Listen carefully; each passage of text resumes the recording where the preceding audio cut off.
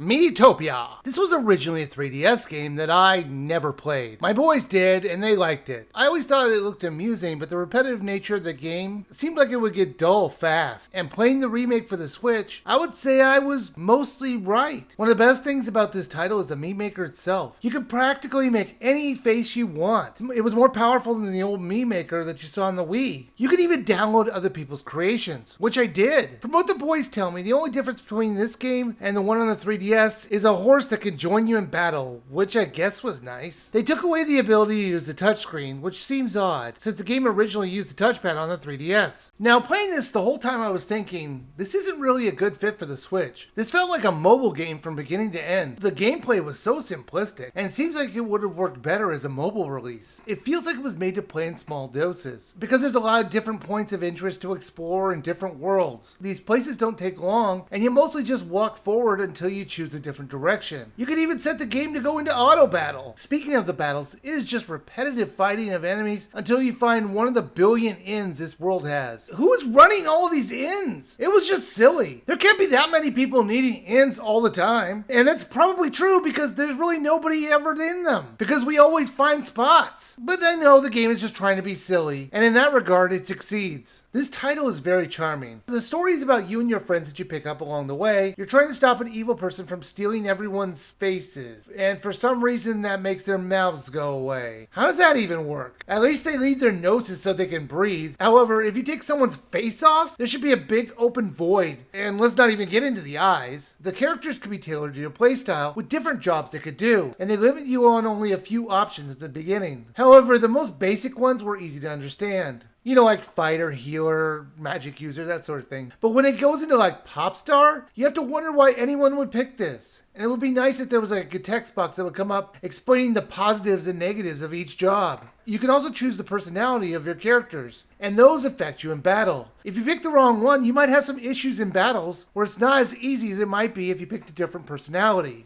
You can only control one character in the fights. All the other ones auto fight, and you're going to have to hope they do the right things. They do give you a limited amount of healing and magic that you can distribute anytime you want, so it was nice that it helped you felt like you had some stakes if you won this battle or not. Miitopia was a very simple game. Now, the game encourages friendship between the characters. The more you become friends, the more they'll help you out in battle, and you'll get special moves based on your friendship. And I admit, that is a cool idea.